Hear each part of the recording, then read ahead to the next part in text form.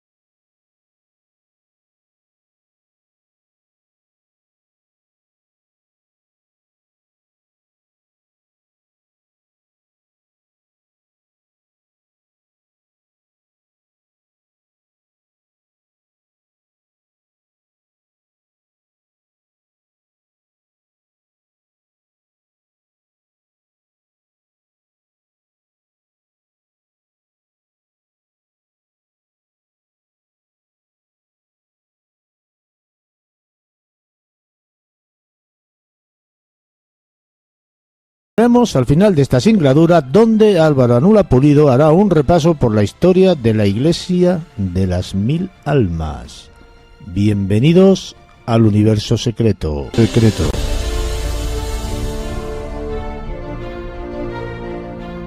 El médico y psiquiatra estadounidense Brian Weiss siempre ha mantenido que aunque todos los seres humanos tenemos un plan vital destinado y escrito, también disponemos del libre albedrío de tal modo que nuestras vidas y la vida de los que nos rodean quedan afectadas por las elecciones que hacemos mientras experimentamos esta existencia dentro de este plano físico en el que estamos aquí y ahora. Destino y libre albedrío coexisten e interactúan mutuamente, constantemente, sin estorbarse, ya que se complementan dentro del círculo de la vida. Dicen que el destino está escrito en los cabellos de nuestra cabeza, en las estrellas del firmamento, en los padres que tenemos, en el número de hermanos, en nuestro nombre propio, en el día de la muerte, en el día del nacimiento, en los hijos que tendremos, en tantas y en tantas cosas que a veces podemos pensar que nuestra forma de actuar y obrar no es fruto de nuestra libertad, sino que ya está escrito en nuestro destino.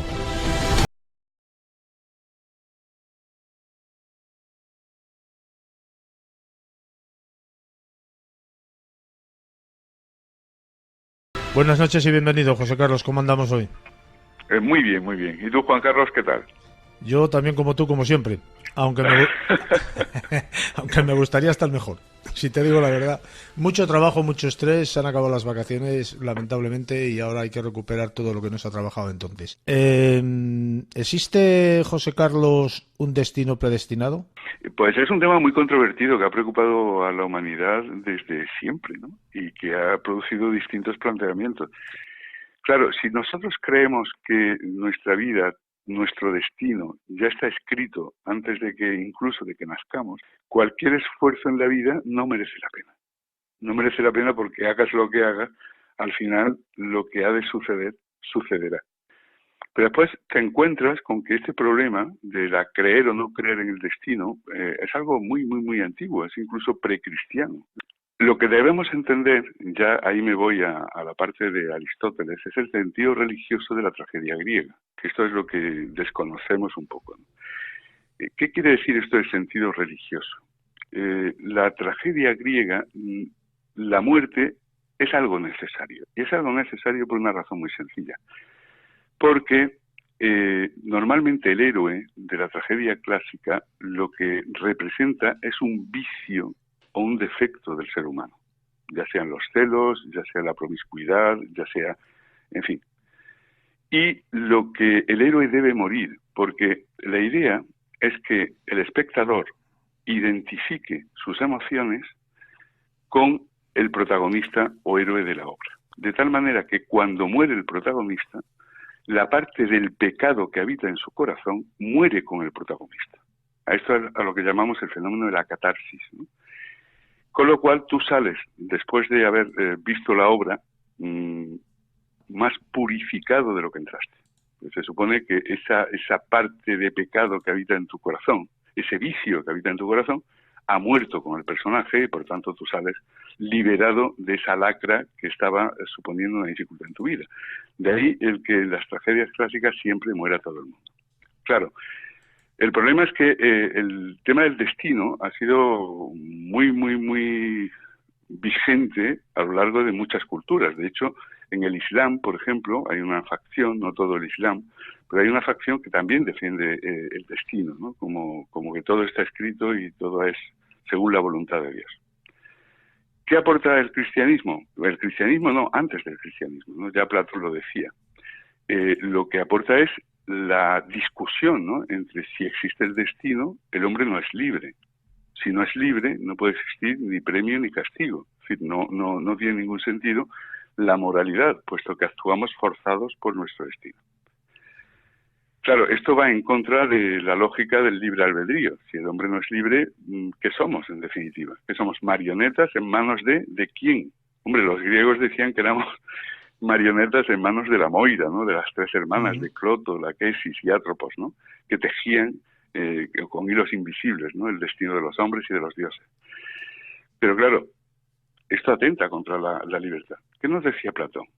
Platón nos decía que el que cuida el universo, ahí no utiliza la palabra Dios, ¿no?, tiene todas las cosas ordenadas, pero fíjate, con una finalidad, para la salvación. Para la salvación. Con lo cual, la idea de la providencia divina, que no destino fatum, la providencia divina ya está presente antes del cristianismo. Lo que pasa es que el cristianismo es verdad que bebe mucho de la filosofía griega a través de San Pablo. Entonces, de alguna manera, vamos absorbiendo, ¿no?, esta mentalidad, y efectivamente esta idea de Platón es la que va a ser recogida por filósofos y por teólogos, ¿no?, y es la que nos llega a nosotros, ¿no?, la providencia divina. ¿Qué diferencia hay? Digamos que el destino es ciego, ¿no? No distingue entre el bien y el mal. A ti te ha caído esto en suerte y al final te vas a tirar por la peña. Hagas lo que hagas y por muy noble que tengas tus sentimientos, ¿no? El héroe antiguo ignora el sentido que tiene la acción que él produce, por tanto no es culpable de sus actos, ¿no? Esta es la gran diferencia. En cambio, si tú sí eres libre de tus actos, y esta es la divina providencia, sí que eres merecedor o acreedor de un premio o de un castigo. Y ahí nos vamos ya a la trascendencia de la vida eterna, el concepto de cielo e infierno, que se puede dibujar de muchas formas. Cuando nosotros hablamos del karma, ¿no?, y del hinduismo, sabes que es una religión que cree en la reencarnación. Bueno, pues en el karma también existe un premio y un castigo, de tal manera que si tú has sido bueno en la vida, tu próxima reencarnación va a ser en un ser superior, ¿no? Pero si por el contrario no has sido bueno, es decir, la vida que has vivido no te ha ayudado al perfeccionamiento espiritual, tu próxima reencarnación va a ser en un ser inferior. De tal manera que ganes la lección de humildad necesaria para que vaya purificándose tu alma a través de las distintas reencarnaciones hasta alcanzar el nivel de pureza necesario que te permita la unión con la divinidad. Y fíjate que es muy curioso porque en esto coinciden las religiones, ¿no? Cuando hablamos de, oye, ¿qué es el cielo? Pues el cielo es el contacto y la fusión con Dios creador, ¿no?, y la contemplación permanente. Entonces yo creo que estamos hablando de esta energía de la que tantas veces hemos hablado, ¿no?, de por fin se libera de la materia del cuerpo y es capaz de presentarse ante la energía primigenia que decía Berroet y, digamos, sintonizar con ella en una misma vibración de pureza. Fíjate qué cosa más interesante. Claro, ¿dónde nos quedamos? Yo creo que la percepción cristiana es muy interesante, pero claro, nos presenta otro problema que grandes teólogos como Santo Tomás se han planteado, ¿no? Y incluso Averroes, mi paisano, ¿no?, también se planteó. Si Dios es omnisciente, lo sabe, ¿cuál va a ser la decisión que nosotros tomemos, ¿no? En cuyo caso, si Él ya sabe la decisión que vamos a tomar, ya no somos libres al tomar la decisión. ¿O cómo se come eso? Vamos a ver. Supuestamente, ¿somos libres o no somos libres? Supuestamente nos hizo libres. supuestamente nos hizo a su imagen y semejanza, y la clave del ser humano como ser humano es su libertad, correcto. Pero claro, si él lo sabe, a mí me pusieron un ejemplo que yo quiero compartir con todos nuestros oyentes, que me resultó muy clarificador, ¿no? Tú imagínate que por H o por B no pudiste ver el debate que hubo el otro día en relación a las elecciones que estamos teniendo, ¿no? ¿Qué haces? Bueno, Pues, yo te voy a ser sincero, no es que no lo pudiera ver, es que no quise. Ni yo tampoco, pero bueno, te imagínate que por H o por B... Que es que para que me mientan 4, que me mienta ninguno.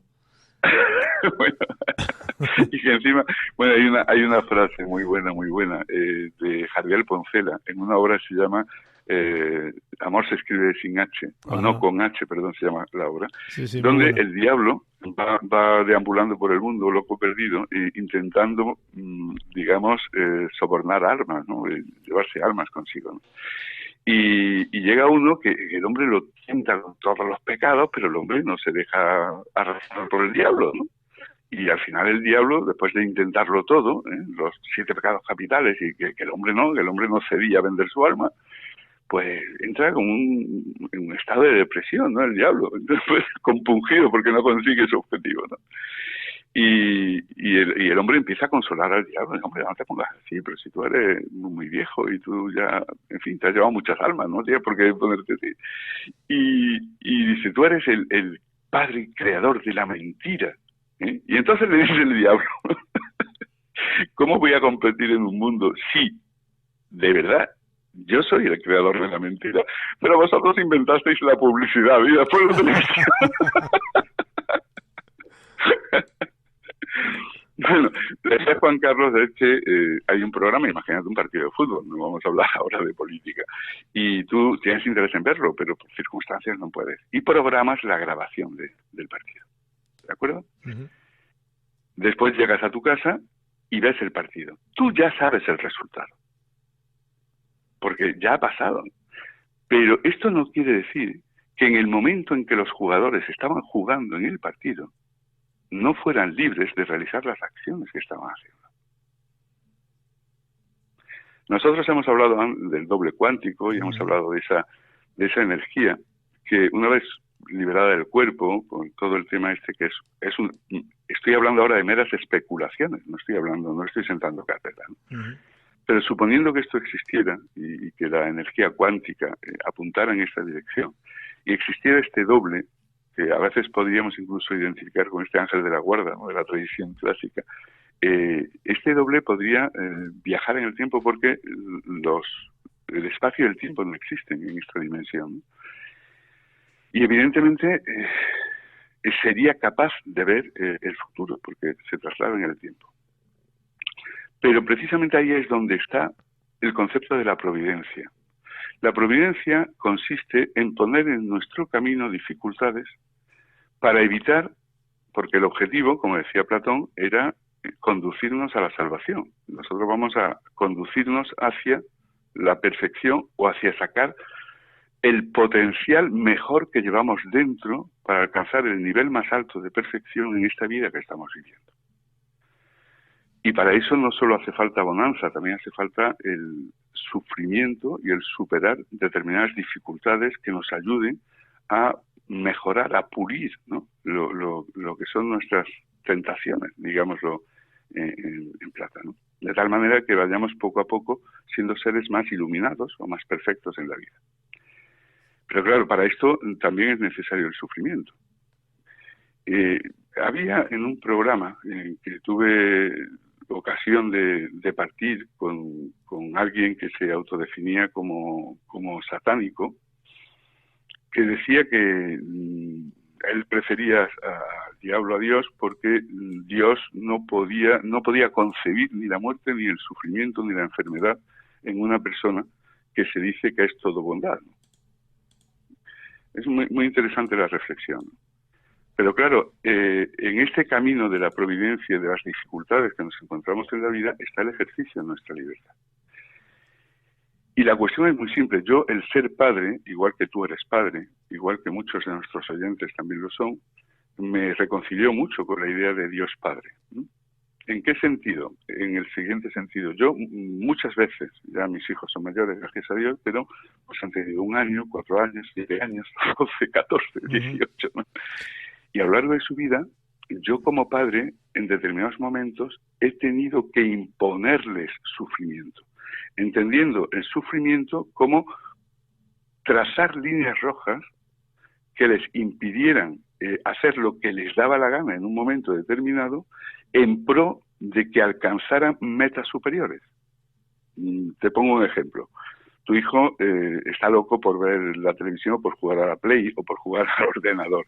Y tú le dices, hijo, no, ahora es el momento de estudiar, ¿no?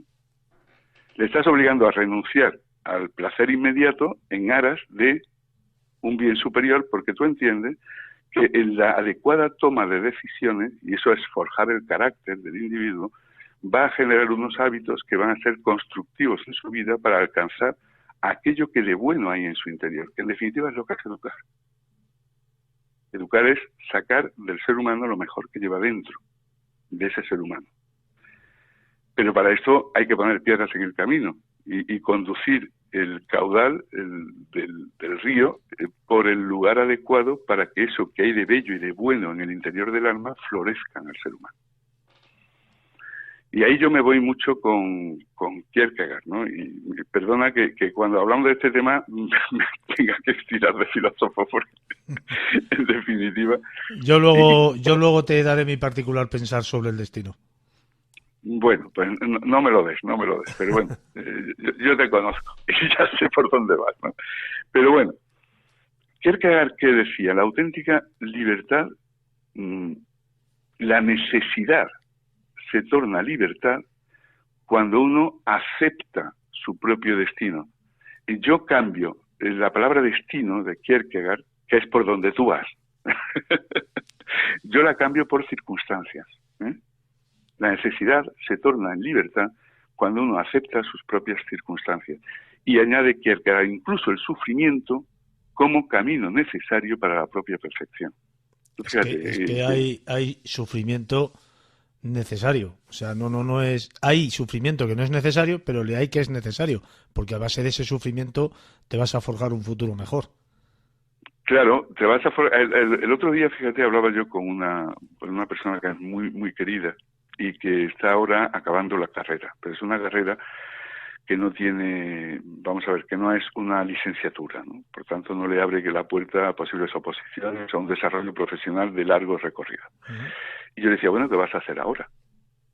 Fíjate qué pregunta más tonta, pero es una pregunta en una edad muy concreta en la que sus decisiones van a marcar su destino.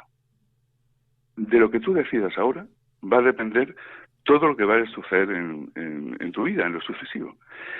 Y ella me decía, pues me voy a poner a trabajar. Yo, muy bien. Y si te pones a trabajar, ¿qué opciones laborales tienes? Tantas, muy bien. ¿A cuánto se cotiza la hora de trabajo en estas circunstancias? Me dijo, no sé si me dijo 10 euros la hora, ¿no? Oye, ¿y qué ocurre si tú, además de, en lugar de ponerte inmediatamente a trabajar, te sacas en 2 años una licenciatura en psicología? ¿Qué opciones profesionales tienes en el futuro? ¿Se te amplían o se te restringen? Se me amplía mucho. ¿Cuál es la cotización de hora de trabajo en un psicólogo? ¿La sabes? No. Imagínate que fueran 15, 18, 20 euros. ¿Merece la pena la inversión? Es lo que llamamos el aplazamiento de la recompensa. A través de la toma de decisiones nosotros vamos fraguando nuestros potenciales posibilidades en el futuro. ¿Merece la pena el aplazamiento si, por ponerte una idea, si lo que tú quieres conseguir es mayor, si te sientes satisfecho con lo que ya tienes, no tiene justificación el tener que aplazar la decisión? Sí, pero fíjate que es algo que nunca sabrás si no recorres el camino. Ya, pero esto es como cuando tienes 4 caminos que recorrer y te coges uno. Nunca sabrás nunca sabrás si hubieras cogido cualquiera de los otros 3 si hubiera ido mejor o peor. Correcto, y ahí es donde volvemos a Kierkegaard. La libertad y por tanto el camino a la felicidad está en aceptar, cuando uno acepta, en lugar de estar pensando continuamente que hubiera pasado sí, y no, estas son las hebras que tengo y con estas tengo que tejer, ¿no? Y a partir de ahí tú aceptas en libertad tus circunstancias y a partir de ahí construyes. Lo que sí me preocupa mucho... Y si esa decisión, José Carlos, ya estuviera predestinada, Entonces quiere decir que el camino que has de recorrer es necesario para tu perfección. Es necesario. Y si Tú, esa fíjate, decisión que hemos hablado, una... perdóname un momento, si esa decisión en otro mundo paralelo, que ya hemos hablado de realidades paralelas, hubieras tomado en cada una de esas realidades un camino distinto Tú hubieras acabado siendo una persona distinta. y hubieras Porque vivido vivimos y experimentado los cuatro caminos desde otra dimensión. desde otra dimensión, exacto, dentro de un mismo ente espiritual. Sería interesante y ahí entramos en los universos paralelos, ¿no? Pero claro, yo te cuento una anécdota. Yo soy mucho más providencialista en este sentido. Yo me presenté a unas oposiciones, creo que eran las primeras a las que yo me presenté, ¿no? Ya llevaba 4 o 5 años impartiendo clases en el programa, etcétera, etcétera, etcétera. Y estaba preparando la tesis doctoral, ¿no? Estoy hablando de cuando yo era joven y esas cosas, ¿no? Tuve la enorme suerte, porque no me había preparado realmente las oposiciones, iba un poco a probar en qué consistía aquello, pero me salió en el sorteo un tema que yo dominaba y saqué un 7 en aquel examen. Y a mí aquello me infló el corazón. Dije, bueno, esto está pan comido, porque ahora lo que me queda es la sesión práctica, yo estoy impartiendo clase, es un sorteo de 3 temas, me salga lo que me salga, es algo que domino, es algo que... Bueno, pues tuve la tremenda mala suerte de que estando impartiendo clase y viendo el 80% del programa con mis alumnos, me salieron 3 temas de los que nunca había tocado, de los que no impartía, con lo cual suspendí las oposiciones. Y aquello a mí me conmovió tremendamente. No entiendo qué sentido tiene el que se me ponga la golosina en la boca para decir, oye, tú esto lo dominas y puedes conseguirlo, para inmediatamente después cortarme el cuello. Pues porque al orgullo hay que ponerle humildad. Muy bien, pero aparte de esto otra cosa, dice, bueno, quizás algún día llegue yo a comprender el sentido que tiene lo que ahora me ha ocurrido. Pues sí tenía sentido.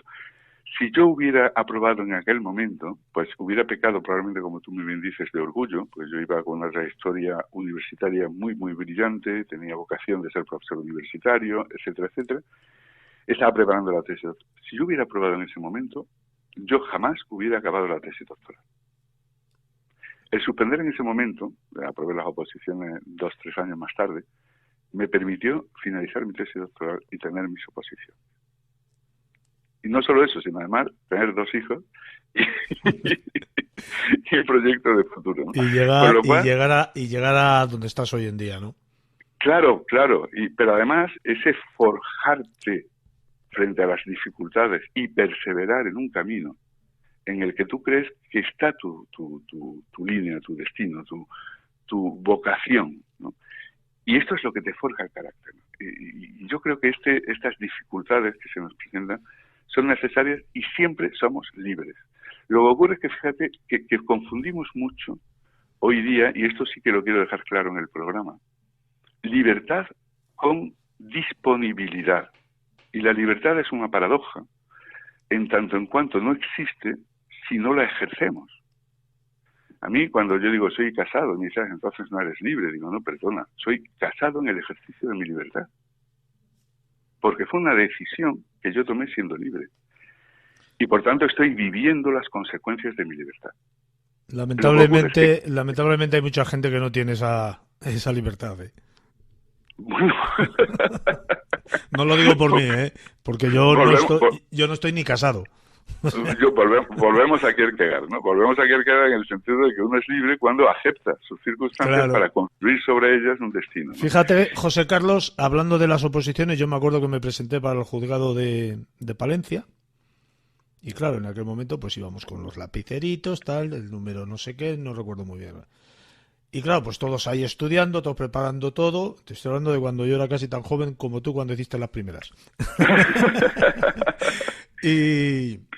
Y aparece una señorita, una chica, una jovencita, de muy bien ver, valga el dicho ahora, que no viene al caso, pero bueno.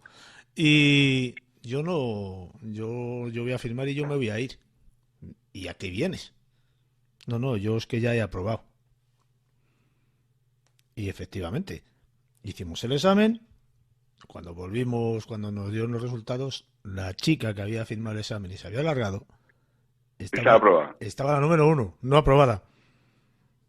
Yo estaba entre los 10 primeros. Pero la chica que no había hecho el examen era la número 1. Y había firmado y se había alargado. Pero Eso, esto no es destino, eso es enchufismo. eso me abrió a mí los ojos, como tú has dicho antes, para estudiar formación profesional. Me metí en formación profesional y saqué máquinas y herramientas, torno y fresadora. Y he trabajado durante muchos años en el hierro, que es una de las cosas que yo no esperaba que me gustasen y me han gustado mucho. Pues fíjate, qué maravilla. Lo que pasa que luego he Maravilla. retomado la otra carrera que tengo, que es la que ahora me viene bien. ¿Ejerces? Sí, exactamente. Esa y Bueno, la de locutor de radio. Pues déjame que acabe un poquito el razonamiento Sí. anterior, ¿no? Lo de el concepto de libertad. Cuando a ti te dicen, oye, estás casado, no eres libre. Y yo siempre digo, oye, estoy en el ejercicio de mi libertad. Porque hoy el problema es que se confunde libertad con disponibilidad. La libertad, si no la ejercemos a través de la toma de decisiones, no tiene ningún sentido. Si tú pretendes estar siempre disponible, vuelvo de nuevo a la capacidad de ligar o la posibilidad de ligar en cualquier momento cada vez que te encuentres con una chica, un chico atractivo, por ejemplo, ¿no? O la posibilidad de estar cada año cambiando de carrera, porque te apetece en ese momento cambiar de carrera, al final no construyes nada. No existe la libertad sin la toma de decisiones, no construyes un destino si no eres coherente y responsable con las decisiones que tomas. Con un compromiso hacia ti mismo, un compromiso personal, ¿no? Y esta es la gran paradoja de la libertad en la que vivimos, ¿no? Que hoy muchos confunden, insisto. Yo comparto esa parte del destino que tú te vas forjando a ti mismo en medida también de las circunstancias que te van rodeando y van apareciendo a lo largo de tu vida. Pero también creo que hay un destino fijado, no sé, el que pone todo el mundo como ejemplo. Tú al final vas a morir. Y esto, hoy por hoy, no lo cambia nadie. Entonces, ese destino... Y también si dejas caer una piedra, cae por su propio peso, porque existe algo que se llama la ley de la gravedad. Quiero decir, eso no es destino. Estos son unas leyes físicas que gobiernan el universo. No deja de ser un destino que gobierna tu vida. Y tú te vas forjando tu camino en relación a tu destino. Por supuesto. Fíjate, pero es una cosa muy interesante lo que acabas de decir. Es cierto que todos vamos a morir, igual que todos estamos viviendo. Lo que nos diferencia unos de otros va a ser cómo enfrentemos el momento de la muerte y cómo estamos viviendo nuestra vida. Eso es lo que nos diferencia. Y en ese sentido, yo establecí la diferencia entre vivir y ser vivido. Vivir es quien vive de forma consciente de las decisiones que toma, asumiendo su responsabilidad, buscando, pues, el bien propio y el bien común. Vale, este es quien vive, es decir, quien es consciente de su realidad. Es vivido quien se deja vivir por las circunstancias sin tomar conciencia de lo que puede hacer por cambiar su vida o cambiar las de los demás. Y se deja vivir por una sociedad consumista que continuamente lo está agrediendo a través de los anuncios publicitarios de televisión, de esa necesidad material de adquisición por adquisición de objetos absolutamente inútiles para el perfeccionamiento espiritual, ¿no? Y no aprende a desasirse, que creo que es una de las claves de la felicidad en la vida. Yo estoy completamente de acuerdo contigo en lo que acabas de decir. Hay mucha gente que se levanta, se va a trabajar, come, se va a echar la partida, o se echa la siesta, o se va a ver, yo qué sé, duerme, se levanta, trabaja, come, bla, bla, y no luchan. No luchan. No luchan, se dejan vivir. Sí. Es una cosa curiosa, ¿no? Sí, pero lamentablemente, o por suerte, no lo sé cómo decirlo, hay muchísima gente así, ¿eh? Hombre, claro, porque es que te digo una cosa, hablar de cuestiones como las que estamos hablando... bueno, puede ser que... Eso siempre es una semilla de preocupación, claro, y angustia puede que ser no todo el mundo está dispuesto a asumir, ¿eh? Puede ser que incomode, e intentar comprender otro tipo de pensamientos que el que tienes creado por tu sociedad o por tu ambiente, pues también incomoda. Porque ya tienes que luchar contra lo que tú has creído en esa comodidad que estás establecido, ¿no? Instaurado. Sí, lo que ahora se llama con tanta frecuencia de la zona de confort, ¿no? Esto es, sí. Nos dejamos arrastrar. Bueno, fíjate qué definición más bonita. Dentro de la tradición católica nos da Santo Tomás de lo que es la providencia. Santo Tomás de Aquino, el famoso Santo Tomás de las 7 vías, ¿no? El conocimiento de Dios. Dice, la providencia es una acción divina en la historia, una dirección inteligente que gobierna las cosas, y ahí estás tú, en esto de que todos vamos a morir, y yo cuando digo, pues si sueltas una pieza, cae por su propio peso, que gobierna las cosas, que son las leyes que rigen el universo, y las criaturas, y ahí es donde estaría el hombre, ¿no? Para que alcancen su fin, es decir, aquello que hay de bello y de perfecto en su interior. Fíjate, y cuyo origen sí, es el amor. Fíjate qué cosa más bonita, ¿no? Es que es fundamental para mí el tener amor por todo y para todo. Fíjate que hay una especie de parábola también en la Biblia, que ahora me ha venido a la cabeza, que no sé si la voy a contar bien, espero que sí. Estaba Jesús paseando por la orilla del lago y ve a Juan Pedro y al hermano de Juan Pedro que estaban lavando las redes en las aguas. Una realidad que vivían todos los días a la misma hora aproximadamente. Jesús le pide a Juan Pedro que coja la barca y se alejen un poco de la orilla. Cuando se alejan, cuando están a cierta distancia, se sienta Jesús en la barca y les enseña a todos la realidad que estaban viviendo. No sé si me he explicado bien. Quiero decir, hay a veces tienes que salir de ese círculo vicioso, entre comillas, que estás metido y verte desde más lejos la realidad que estás viviendo para saber lo que estás viviendo de verdad. Que a lo mejor claro, lo que tú crees que es cierto y es real y es una cosa que no se puede mover, resulta que puedes estar viviendo en una gran mentira y en una gran falsedad. correcto. Sí, vivimos en un mundo Matrix, sí. Sí, esto es. Donde lo inmediato solapa o tapa, ¿no? Lo que es trascendente, lo que hay más allá, ¿no? Y en definitiva la paz interior y yo te diría el procurar un mundo mejor. Procurar un mundo mejor, hay una frase que yo repito mucho, ¿no? Y es: sueña en mayúsculas, escribe en minúsculas, ¿no? Cuando hablamos de paz, dice, muy bien, pero yo no puedo, sueña en mayúsculas, yo sueño la paz, claro, la paz mundial además, ¿no? Pero yo no puedo decidir. Una casi utopía. Sí, pero yo no puedo decidir en Libia, ¿no? O no puedo decidir desgraciadamente. Lo que sí puedo hacer es traer la paz primero a mi corazón y luego a mi entorno para que sea algo contagioso a quienes me rodean. Esto sí que lo puedo hacer. Y esto es un mensaje que yo traslado continuamente a mis alumnos. No podemos cambiar el mundo, pero el mundo se cambia a través de los pequeños actos. Claro, en los que incidimos. Es lo que decíamos hace unos programas de la sonrisa. Tú tienes un problema, el que tiene enfrente no tiene por qué pagar tu problema. Tú sonríele porque automáticamente te cambiarás tú. Te cambias tú y con tu sonrisa cambiarás el entorno y seremos todos un poquito mejor. José Carlos, de eso se trata. ¿Qué te parece si un día, que yo creo que también tiene que ver con una forma de ver el destino, hablamos de sincronicidad? ¿De? Sincronicidad. Vale. Sincronicidad y causística. José Carlos. Tiene mucho que ver lo que acabas de decir de la casuística, ¿eh? Sí, venga. por eso. Ha sido un enorme placer, como siempre, tenerte en el Universo Secreto. Espero que la semana que viene, si no el tema que hemos hablado de la sincronicidad, otro que nos haya hecho algún oyente, una petición. Y bueno, espero y deseo que volvamos a hablar tan distendidamente como hablamos tú y yo siempre.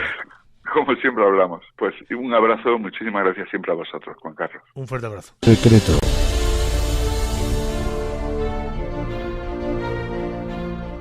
La Iglesia cristiana desde sus inicios desarrolló una serie de normas con las cuales se intentaba controlar el ejercicio de la sexualidad. Este planteamiento de la negación del cuerpo por parte de la Iglesia y de los placeres asociados al ejercicio sexual fueron considerados como normas éticas y mentales que todos los cristianos debían aceptar y cumplir.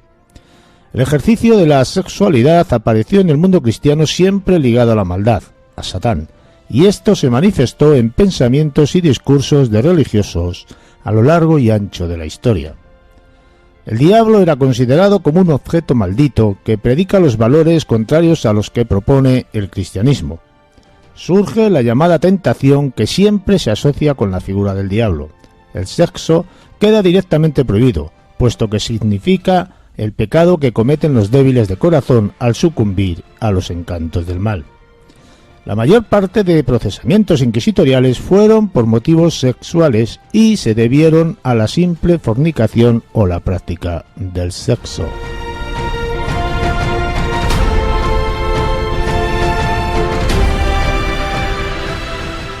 Buenas noches y bienvenido, Fermín, ¿cómo estamos? Hola, ¿qué tal? Muy buenas noches. Bueno, bien. Digamos un poquito todavía tocado por la gripe y por la fiesta de la Semana Santa. Porque claro, nos hemos tomado algún que otro cubatita y el hielo, sabes tú, que no jode la garganta. Todo el mundo que toma cubatas, Fermín, sabe que lo peor del cubata es el hielo. Claro, hasta se te transforma la voz, como si me transformara en esta semana, ¿no? Como si hubiese entrado un espíritu maligno ahí, un espíritu de estos del inframundo, pero bueno, ya estamos mucho mejor. ¿Qué temas nos traes hoy? Bueno, pues hoy vamos a hablar de, el sufrimiento, ¿no? Que muchísimas mujeres, que es esa parte de la historia que a veces nunca se nos quieren contar, pues sufrieron en las cárceles secretas de la Inquisición, puesto que muchas de ellas eran violadas directamente por los alcaldes de cárceles secretas, que eran los encargados de vigilar a los reos y de sus ayudantes. Inclusive, pues las sobornaban, ¿no? A cambio de que si te doy un poquito más de comida, te dejas hacer esto. Y claro, en esas violaciones pues sucedían hechos tremendos, porque había algunas reas que quedaban embarazadas y ese niño lógicamente no se podía asesinar, y nos encontramos precisamente con procesos inquisitoriales contra estos alcaldes de cárceles, contra algún que otro inquisidor, inclusive que sacaba al arreo de la misma cárcel y se la llevaba a su despacho, y pues tenía esas relaciones con ellas que al final terminaban pues con la joven o la mujer embarazada. Y claro, había que silenciar todo eso, porque eso no podía llegar a oídos de la calle, por supuesto que no, pero ni siquiera de los mismísimos compañeros de Inquisición que allí existían. Y cuando un inquisidor, por ejemplo, quedaba preñada a una rea, pues había que hacer desaparecer el niño, pero no asesinándolo, sino rápidamente con alguien de la calle, cómplice. A veces, alguien disfrazado de fraile, por ejemplo, pues entraba, era un civil, y cogía al niño de una manera muy discreta, lo arropaba, se lo metía debajo de lo que era el hábito. A veces aparecían pues frailes con una buena compostura física, ¿no? Tenían un hábito bastante grande, y ahí guardaban al bebé, al que sacaban, y ya perfectamente todo estaba hilvanado para que ese niño fuese a parar a casa de alguna que otra persona, por supuesto que no viviese en el pueblo, porque si no podían detectar que ese niño pues no perteneció a esa familia en ningún momento, sino que lo llevaban a pueblos un poquito más lejanos, y allí ya pues se encargaban de quedarlo en algún hospicio, o hacían que el niño se había abandonado en la puerta de un convento y lo dejaban en la puerta de ese cenobio, y cuando ya, pues a las 3 o las 4 de la mañana pasaba el arriero, como ya hemos contado alguna vez aquí en Mundo Insólito, pues batía a la puerta de las monjas, de hermana a hermana, que una mala madre ha abandonado un niño, ¿no? Es decir, la culpa pasaba a la calle, y de esa manera se lavaba la imagen del inquisidor y se lavaba la imagen de esa tragedia desarrollada dentro del recinto inquisitorial. Y eso suponía pues un trauma también para esa mujer, para esa madre, ya no solamente por el hecho de tenerse que haber sentido mancillada, no violada por estos personajes, sino que inclusive el saber que su propio hijo, que ha parido, que a pesar de que a lo mejor no lo ha buscado, pues también se lo han tenido que quitar y no lo va a volver a ver. Y esa realidad se vivió con mucha frecuencia, puesto que hay muchísimos datos y procesos contra estas personas, sobre todo los alcaldes de cárceles, no tanto así a los inquisidores, aunque hay informes de otros inquisidores hablándonos de cómo algunos de estos inquisidores fraguaban ese tipo de actuaciones, inclusive se iban a casas de otras mujeres en la población, y a partir de ahí pues te podrías imaginar todo lo que podía ocurrir, ¿no? Y claro, cuando hablamos de inquisidores hablamos de religiosos, hablamos de gente de un buen poder intelectual, pero eran religiosos, dominicos, a veces franciscanos, etcétera. Y bueno, ahí tenemos esa primera parte, ¿no? Pero inclusive algunas de estas mujeres que tenían como vecino a lo mejor en la cárcel algún que otro hombre que lo estaba pasando muy mal, sobre todo desde el punto de vista de la alimentación, porque no le estaban dando mucha alimentación, o porque a lo mejor no tenía dinero suficiente para poderse pagar la comida diaria que a los reos le tenían que poner, y al no tener hacienda pues no le podían dar una comida relevante. El hambre hacía acto de presencia en él mismo, y muchas de estas reas, por caridad, misericordia hacia esa persona cuando veían que se descuidaba, por ejemplo, el alcalde de cárceles secretas o el ayudante, ellas mismas, o inclusive no por las mañanas cuando salían a asearse a ese pilar que tenía en el corral de las cárceles junto a un pozo donde salían a lavarse la cara, las manos, etcétera, aprovechaban ese momento y se sacaban el pecho, fíjate, se sacaban el pecho y se lo daban a mamar a estos hombres que estaban muertos de hambre, ¿no? Porque lógicamente se le veía que día a día iban perdiendo peso y algunas, porque se lo pedían ellos mismos, le ponían, ¿no?, el pecho a través de la reja para que pudiese ser amamantado y poder ser alimentado al menos un poquito más de lo que le daban gracias a esa buena actitud de estas mujeres, ¿no? Pero son esas heroínas y esa parte de la historia que a veces no se nos cuenta, ¿no?, y que forman parte de nuestra realidad, y yo creo que es bueno que se ponga en solfa, que se dé a conocer todo este tipo de procesos, porque no deja de ser eso, historia de España. Habrá quien le pueda gustar, habrá quien no le pueda gustar, pero ahí tenemos los hechos y ahí tenemos los detalles, ¿no? Amén de, por supuesto, ya otras muchas mujeres que, como ya los oyentes saben, pues tuvieron que sufrir también en sus cuerpos el escarnio del látigo, el escarnio de lo que es ir a trabajar a las galeras reales, pues como mujeres de limpieza, para limpiar el barco, la galera, para lavar la ropa de los que allí estaban trabajando. Hablamos de los dirigentes de la galera y, por supuesto, todo lo que eran los retretes, etcétera, etcétera. Ahí estarían 4 o 5 años con esa condena a galera, y esa será la misión de ellas. Por supuesto, también luego ya estaba la más, la más traumática de todas y la más aberrante, que era la cremación de las mujeres en la hoguera, que recordemos, más del 60% de los quemados por la Inquisición eran mujeres,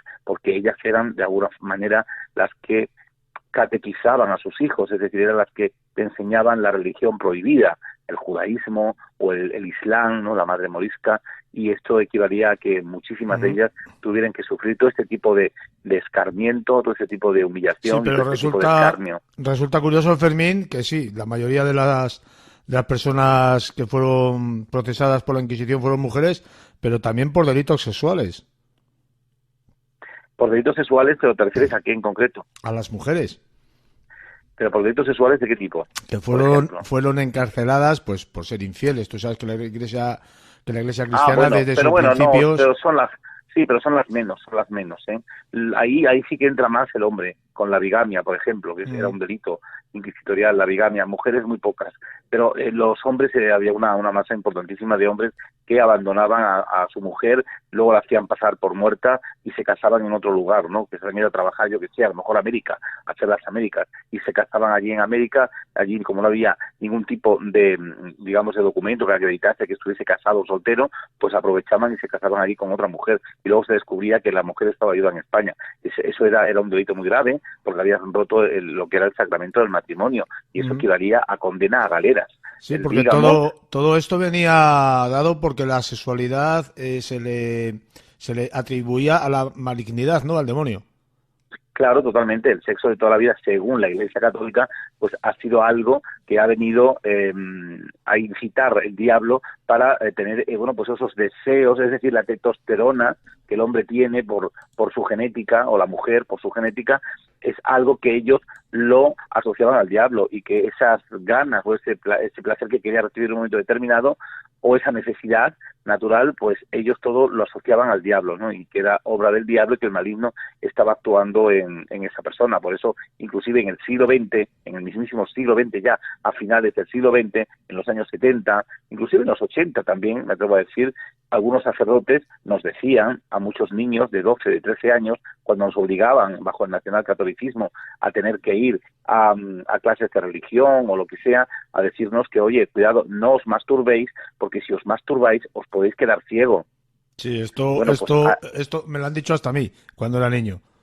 Por eso, entonces, ahí tienes un ejemplo más de si en esa época que ya se sabía más o menos que, oye, por dónde iban los derroteros del mundo sexual. Imagínate en épocas donde la incultura estaba mucho más establecida, ¿no? Y todo se asociaba a esa realidad. Y luego, por supuesto, los cómplices de la Inquisición, aquellos que iban con la bandera de yo cristiano de raza, que en definitiva eran los que también estaban siendo encargados de vapulear y de ensalzar de forma negativa la figura de aquellas personas que a lo mejor, bueno, pues habían cometido un delito, habían sido madres solteras en un momento determinado, pues por cualquier descuido, porque no había los medios que hay hoy para poder no tener hijos, ¿no? Y bueno, pues esa realidad se castigaba y la deshonra era permanente, no solamente ya para ella, la mujer, sino también para toda la familia. Acuérdate cuando hemos hablado aquí en tu programa del tema de los niños que las propias madres mataban para defender la honra de la familia, ¿no? A esos niños de madre soltera, por ejemplo. Claro, esa era una deshonra para toda la familia. ¿Y qué hacían? Pues el infanticidio, asesinar a ese niño y enterrarlo en cualquier lugar de manera discreta para que eso realmente no sucediese, ¿no? En muchos lugares, tú lo sabes, porque creo que también lo hemos comentado alguna que otra vez, había túneles de conventos, de conventos de hombre a conventos de mujeres, Sí. donde dentro de esos túneles había nichos con muchos recién nacidos. Sí, por supuesto, no solamente se daba esa realidad dentro de la sociedad civil, dentro de la mujer normal, sino también dentro de la iglesia, ¿no? Ya lo hemos contado aquí también en tu programa alguna otra vez, porque uno de las monjas de Corella, por ejemplo, ¿no? Y los asesinatos, los infanticidios que cometieron, matando más de 32 niños en ese convento de carmelitas, o la famosa Sor María del Cristo, que también hemos hablado de ella. Era algo muy común porque una monja y un sacerdote no dejan de ser personas que han sido paridas por el mismo sitio que te han parido a ti, que me han parido a mí y que han parido a los oyentes. Por lo tanto, la testosterona y esa necesidad que todo hombre tiene de manera natural de vivir su sexualidad, pues no la puedes reprimir. No la puedes reprimir, y si lógicamente de cara al público la estás reprimiendo, una vez que entras dentro del convento y ahí bueno, pues perfectamente bien hermético, ahí la vas a vivir de alguna manera o de otra, como hacían estas monjas y seguramente otras muchas que a lo mejor tuvieron la suerte de no ser casadas. Hay un dicho popular por aquí, por estas tierras, que dice: haz lo que yo diga, pero no lo que yo haga. Quiero decir, resulta curioso ver cómo la Iglesia condenaba a los hombres y a las mujeres por delitos sexuales, y luego cuando los delitos eran hechos por parte de su parroquia, de ellos, los enmascaraban y los tapaban, como acabas de mencionar tú al principio, ¿no? Sí, totalmente. Es una doble vara, ¿no? Esto.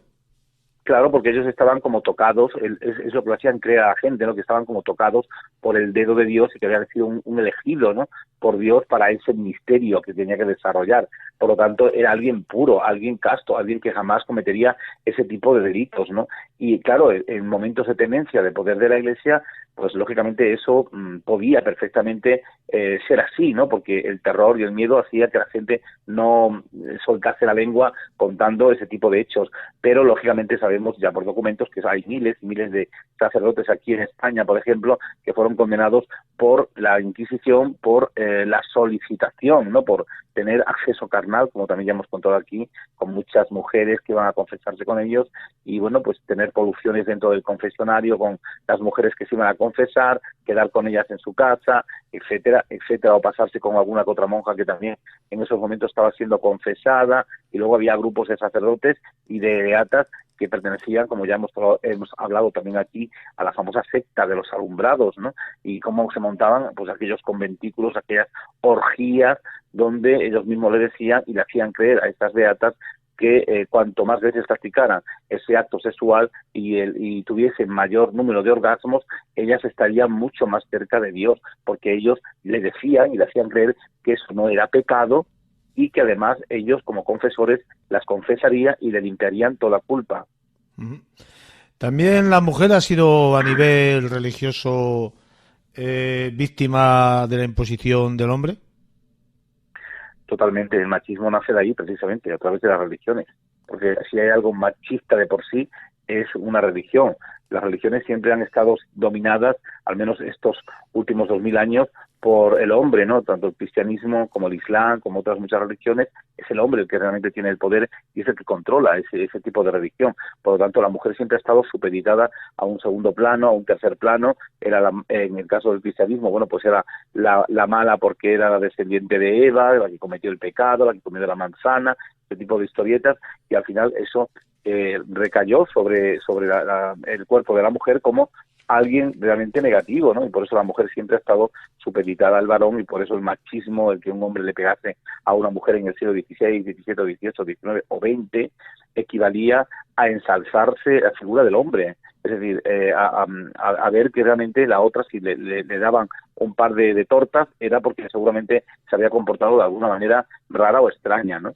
Pero bueno, a lo mejor era eso, era el machismo, o el venir el marido borracho a casa y volverse agresivo con la borrachera, y eso equivalía pues a una gran paliza a la mujer, pero la mujer tenía que, con el rey, la Inquisición chitón, y en este caso silencio, porque la misma Iglesia valoraba ese tipo de actuaciones, ¿no? No en vano, en los evangelios hay una frase de Pablo de Tarso, el primer machista, digo yo, dentro del mundo cultural cristiano, que te dice en una de sus cartas que a la mujer precisamente la tiene que tener el hombre sometida, ¿no?, a sus pies, y si hace falta utilizar el mismísimo látigo contra ella. Bueno, pues de ahí nos nace esa mala educación que se nos ha transmitido, y de ahí tenemos estos lodos que a veces pues escuchamos en los medios de personas que asesinan, que matan a otras personas, porque impera, ¿no?, en muchos de ellos todavía este tipo de realidad, aunque hay muchísima gente que se está desvinculando de todo eso, y hace que, bueno, que al menos vean la vida de otra manera completamente diferente, y no tan irreal ni tan, digamos, misteriosa, ¿no?, desde el punto de vista de lo paranormal. Tema cuando menos controvertido, en suma, y bastante interesante. Y bueno, Fermín, te emplazo para la semana que viene a que nos deleites otra vez con otro tema de los que tú manejas históricamente hablando perfectamente. Muchas gracias por participar en nuestro programa, te estoy muy agradecido por ello, un fuerte abrazo, y en una semana, en 7 días, nos volvemos a escuchar. Venga, será un placer como siempre, un fuerte abrazo para todos los oyentes también. Secreto.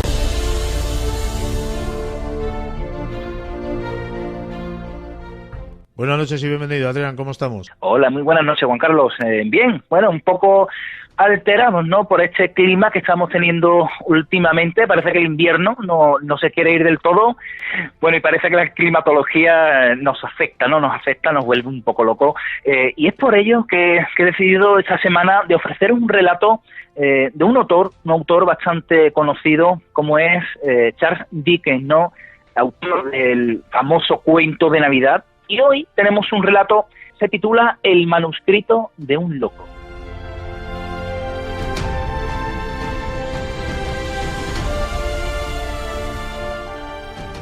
El manuscrito de un loco fue escrito en 1836 y pertenece a la colección El guardavías y otras historias de fantasmas de Charles Dickens.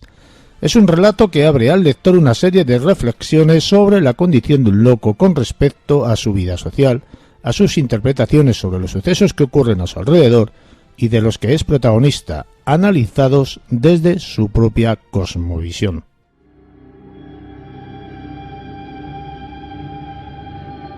Sí, un loco. ¿Cómo sobrecogía mi corazón esa palabra hace años? ¿Cómo habría despertado el terror que solía sobrevenirme a veces, enviando la sangre silbante y hormigueante por mis venas, hasta que el rocío frío del miedo aparecía en gruesas gotas sobre mi piel y las rodillas se entrechocaban por el espanto? Y sin embargo, ahora me agrada. Es un hermoso nombre.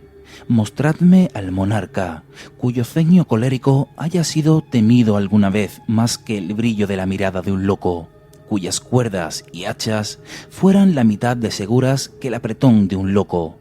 ¡Ah! Es algo grande estar loco, ser contemplado como un león salvaje a través de los barrotes de hierro, rechinar los dientes y aullar durante la noche larga y tranquila, con el sonido alegre de una cadena pesada, y rodar y retorcerse entre la paja extasiado por tan valerosa música. Un hurra por el manicomio. No, es un lugar excelente. Me acuerdo del tiempo en el que tenía miedo de estar loco, cuando solía despertarme sobresaltado, caía de rodillas y rezaba para que se me perdonara la maldición de mi raza, cuando huía precipitadamente ante la vista de la alegría o la felicidad, para ocultarme en algún lugar solitario y pasar fatigosas horas observando el progreso de la fiebre que consumiría mi cerebro, Sabía que la locura estaba mezclada con mi misma sangre y con la médula de mis huesos, que había pasado una generación sin que apareciera la pestilencia y que era yo el primero en quien reviviría. Sabía que tenía que ser así, que así había sido siempre y así sería. Y cuando me acordaba en cualquier rincón oscuro de una habitación atestada y veía a los hombres susurrar, señalarme y volver los ojos hacia mí, sabía que estaban hablando entre ellos del loco predestinado, y yo huía para embrutecerme en la soledad. Así lo hice durante años. Fueron unos años largos, muy largos. Aquí las noches son largas a veces, larguísimas, pero no son nada comparadas con las noches inquietas y los sueños aterradores que sufrí en aquel tiempo. Solo recordarlo me da frío. En las esquinas de la habitación permanecían acuclilladas formas grandes y oscuras de rostros, insidiosos y burlones, que luego se inclinaban sobre mi cama por la noche, tentándome a la locura. Con bajos murmullos me contaban que el suelo de la vieja casa en la que murió el padre de mi padre estaba manchado por su propia sangre, que él mismo se había provocado en su furiosa locura. Me tapaba los oídos con los dedos, pero gritaban dentro de mi cabeza hasta que la habitación resonaba con los gritos que decían que una generación antes de él la locura se había dormido, pero que su abuelo había vivido durante años con las manos unidas al suelo por grilletes para impedir así que se despedazara a sí mismo con ellas. Sabía que contaban la verdad, bien que lo sabía. Lo había descubierto años antes, aunque habían intentado ocultármelo. Era demasiado astuto para ellos, aunque me consideraran como un loco. Finalmente llegó la locura y me maravillé de que alguna vez hubiera podido tenerle miedo. Ahora podía entrar en el mundo y reír y gritar con los mejores de entre ellos. Yo sabía que estaba loco, pero ellos ni siquiera lo sospechaban. Solía palmearme a mí mismo de placer al pensar en lo bien que les estaba engañando después de todo lo que me habían señalado y de cómo me habían mirado de soslayo, cuando yo no estaba loco y solo tenía miedo de que pudiera enloquecer algún día. Y como solía reírme de puro placer cuando estaba a solas, pensando lo bien que guardaba mi secreto y lo rápidamente que mis amables amigos se habrían apartado de mí de haber conocido la verdad. Habría gritado de éxtasis cuando cenaba a solas con algún estruendoso buen amigo, pensando en lo pálido que se pondría y lo rápido que escaparía al saber que el querido amigo que se sentaba cerca de él, afilando un cuchillo brillante y reluciente, era un loco con toda la capacidad y la mitad de la voluntad de hundirlo en su corazón. Nay, era una vida alegre. Las riquezas fueron mías, la abundancia se derramó sobre mí y alborotaba ante placeres que multiplicaban por 1000 la conciencia de mi secreto bien guardado. Heredé un patrimonio, la ley, la propia ley de ojos de águila, había sido engañada y había entregado en las manos de un loco miles de discutidas libras. ¿Dónde estaba el ingenio de los hombres listos de mente sana? ¿Dónde la habilidad de los abogados, ansiosos por descubrir un fallo? La astucia del loco les había superado a todos. Tenía dinero. ¿Cómo me cortejaban? Lo gastaba profusamente. ¿Cómo me alababan? ¿Cómo se humillaban ante mí aquellos 3 hermanos orgullosos y despóticos? Y el anciano padre de cabellos blancos, qué diferencia, qué respeto, qué dedicada amistad, cómo me veneraba. El anciano tenía una hija y los hombres una hermana, y los 5 eran pobres. Yo era rico, y cuando me casé con la joven, vi una sonrisa de triunfo en los rostros de sus necesitados parientes, pues pensaban que su plan había funcionado bien y habían ganado el premio. A mí me tocaba sonreír, sonreír, reírme a carcajada limpia, arrancarme los cabellos y dar vueltas por el suelo con gritos de gozo. Bien pocos se daban cuenta de que la habían casado con un loco. Pero un momento, de haberlo sabido, ¿la habrían salvado? La felicidad de la hermana contra el oro de su marido, la más ligera pluma lanzada al aire contra la alegre cadena que adornaba mi cuerpo. Pero en una cosa, pese a toda mi astucia, fui engañado. Si no hubiera estado loco, pues aunque los locos tenemos bastante buen ingenio, a veces nos confundimos, habría sabido que la joven antes habría preferido que la colocaran rígida y fría en un pesado ataúd de plomo que llegar vestida de novia a mi rica y deslumbrante casa. Habría sabido que su corazón pertenecía a un muchacho de ojos oscuros cuyo nombre le oí pronunciar una vez entre suspiros en uno de sus sueños turbulentos, y que me había sido sacrificada para aliviar la pobreza del hombre anciano de cabellos blancos y de sus soberbios hermanos.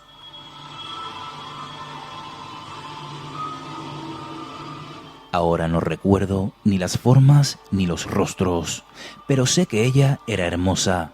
Sé que lo era, pues en las noches iluminadas por la luna, cuando me despierto sobresaltado de mi sueño y todo está tranquilo a mi alrededor, veo, de pie e inmóvil, en una esquina de esa celda, una figura ligera y desgastada de largos cabellos negros que le caen por el rostro, agitados por un viento que no es de esta tierra, y unos ojos que fijan su mirada en los míos y jamás parpadean o se cierran.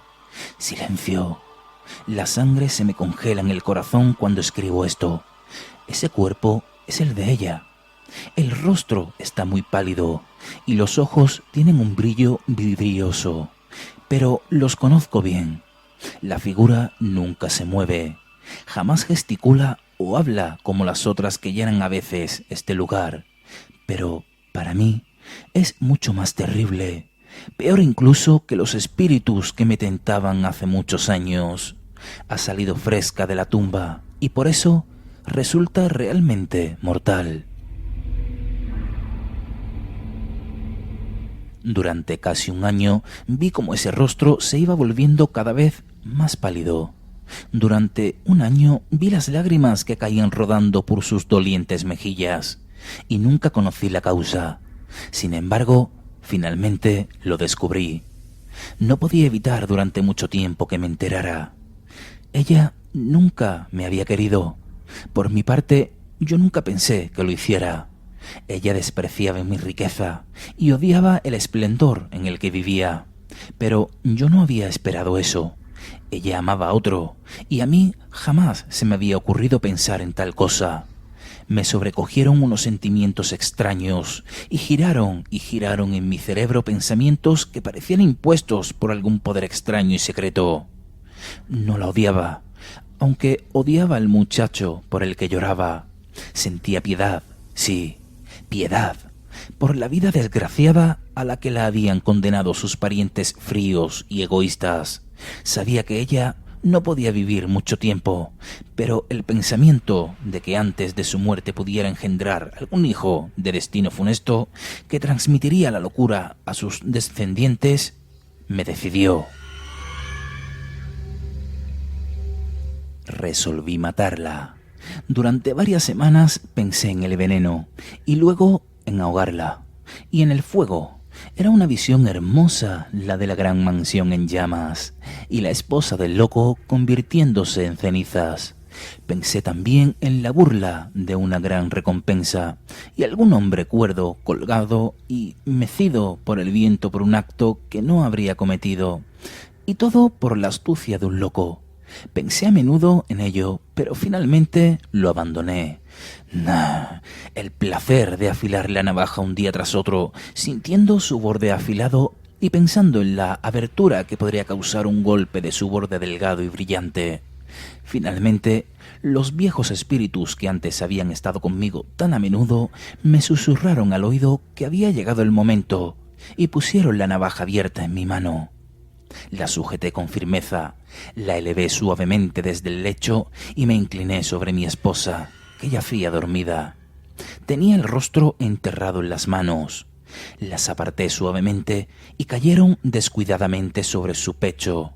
Había estado llorando, pues los rastros de las lágrimas seguían húmedos sobre las mejillas.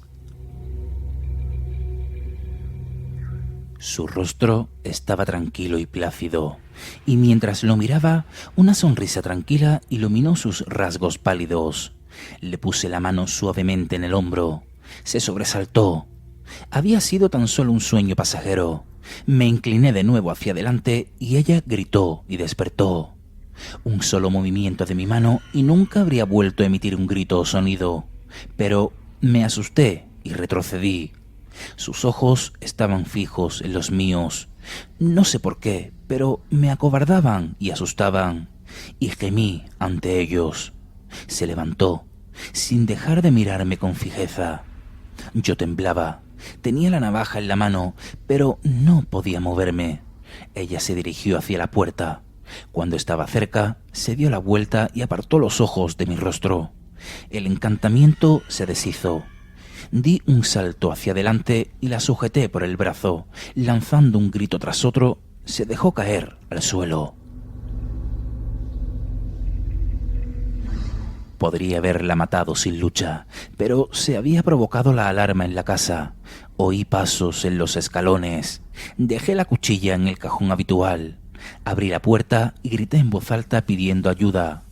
Vinieron, la tomaron y la colocaron en la cama. Permaneció con el conocimiento perdido durante varias horas, y cuando recuperó la vida, la mirada y el habla, había perdido el sentido y desvariaba furiosamente. Llamamos a varios médicos, hombres importantes que llegaron hasta mi casa en finos carruajes con hermosos caballos y criados llamativos. Estuvieron junto a su lecho durante semanas. Celebraron una importante reunión y consultaron unos con otros, en voz baja y solemne, en otra habitación.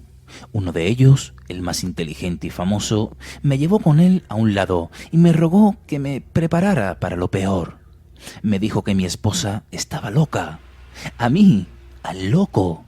Permaneció cerca de mí junto a una ventana abierta, mirándome directamente al rostro y dejando una mano sobre mi hombro.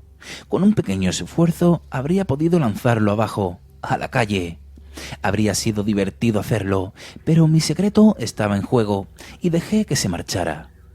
Unos días más tarde me dijeron que debía someterla a algunas limitaciones. Debía proporcionarle a alguien que la cuidara. Me lo pedían a mí. Salí al campo abierto, donde nadie pudiera escucharme, y reí hasta que el aire resonó con mis gritos. Murió al día siguiente. El anciano de cabello blanco la siguió hasta la tumba y los orgullosos hermanos dejaron caer una lágrima sobre el cadáver insensible de aquella cuyos sufrimientos habían considerado con músculos de hierro mientras vivió. Todo aquello alimentaba mi alegría secreta y reía oculto por el pañuelo blanco que tenía sobre el rostro mientras regresamos cabalgando a casa, hasta que las lágrimas brotaron de mis ojos. Pero aunque había cumplido mi objetivo y la había asesinado, me sentí inquieto y perturbado, y pensé que no tardaría mucho en conocer mi secreto. No podía ocultar la alegría y el regocijo salvaje que hervían en mi interior y que cuando estaba a solas en casa me hacía dar saltos y batir palmas, dando vueltas y más vueltas en un baile frenético y gritar en voz muy alta.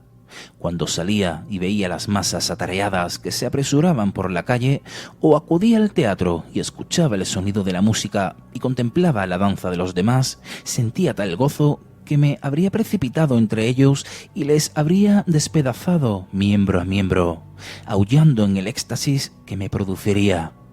Pero apretaba los dientes, afirmaba los pies en el suelo y me clavaba las afiladas uñas en las manos. Mantenía el secreto y nadie sabía aún que yo era un loco. Recuerdo aunque es una de las últimas cosas que puedo recordar, pues ahora la realidad se mezcla con mis sueños, y teniendo tanto que hacer, habiéndome traído siempre aquí tan presurosamente, no me queda tiempo para separar entre los dos, por la extraña confusión en la que se me halla mezclados. Recuerdo que de manera finalmente se supo. Me parece ver ahora sus miradas asustadas y sentir cómo se apartaban de mí, mientras yo hundía mi puño cerrado en sus rostros blancos y luego escapaba como el viento y les dejaba gritando atrás. Cuando pienso en ello, me vuelve la fuerza de un gigante. Mirad cómo se curva esta barra de hierro con mis furiosos tirones. Podría romperla como si fuera una ramita, pero sé que detrás hay largas galerías con muchas puertas. No creo que pudiera encontrar el camino entre ellas, y aunque pudiera, sé que allá abajo hay puertas de hierro que están bien cerradas con barras. Saben que he sido un loco astuto, y están orgullosos de tenerme aquí para poder mostrarme. Veamos, sí, había sido descubierto. Era ya muy tarde y de noche cuando llegué a casa y encontré allí al más orgulloso de los 3 orgullosos hermanos, esperando para verme. Dijo que por un asunto urgente. Lo recuerdo bien. Odiaba a ese hombre con todo el odio de un loco. Muchas veces mis miedos desearon despedazarle. Me dijeron que estaba allí y subí presurosamente las escaleras. Tenía que decirme unas palabras. Despedí a los criados. Era tarde y estábamos juntos y a solas por primera vez.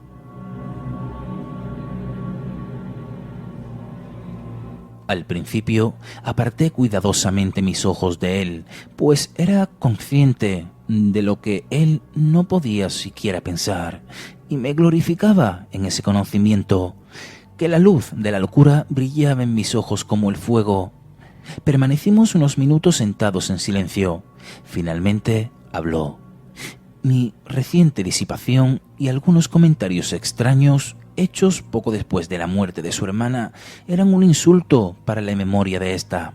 Uniendo a ello otras muchas circunstancias que al principio habían escapado a su observación, había terminado por pensar que yo no la había tratado bien. Deseaba saber si tenía razón al decir que yo pensaba hacer algún reproche a la memoria de su hermana, faltando con ello al respeto a la familia. Exigía esa explicación por el uniforme que llevaba puesto. Aquel hombre tenía un nombramiento en el ejército, un nombramiento comprado con mi dinero y con la desgracia de su hermana. Él fue el que más había tramado para insidiar y quedarse con mi riqueza. Él había sido el principal instrumento para obligar a su hermana a casarse conmigo, y bien sabía que el corazón de aquella pertenecía al piadoso muchacho. Por causa de su uniforme, el uniforme de su degradación, volví mis ojos hacia él. No pude evitarlo, pero no dije una sola palabra. Vi que bajo mi mirada se produjo en él un cambio repentino. Era un hombre valiente, pero el color desapareció de su rostro y retrocedió en su silla. Acerqué la mía a la suya, y mientras reía, pues entonces estaba muy alegre, vi cómo se estremecía. Sé que la locura brotaba de mi interior. Sentí miedo de mí mismo. «Quería usted mucho a su hermana cuando él vivía», le dije. «Mucho». Miró con inquietud a su alrededor y le vi sujeta con la mano el respaldo de la silla, pero no dije nada. «Es usted un villano», le dije. «Le he descubierto. Descubrí sus infernales trampas contra mí, que el corazón de ella estaba puesto en otro cuando usted la obligó a casarse conmigo. Lo sé, lo sé». De pronto se levantó de un salto de la silla y blandió en alto, obligándome a retroceder, pues mientras iba hablando procuraba acercarme más a él. Más que hablar, grité, pues sentí que pasiones tumultuosas corrían por mis venas y los viejos espíritus me susurraban y tentaban para que le sacara el corazón. «Condenado sea», dije poniéndome en pie y lanzándome sobre él. «Yo la maté. Estoy loco. Acabaré con usted. Sangre, sangre. Tengo que tenerla». Me hice a un lado para evitar un golpe que, en su terror, me lanzó con la silla y me enzarcé con él. Produciendo un fuerte estrépito, caímos juntos al suelo y rodamos sobre él.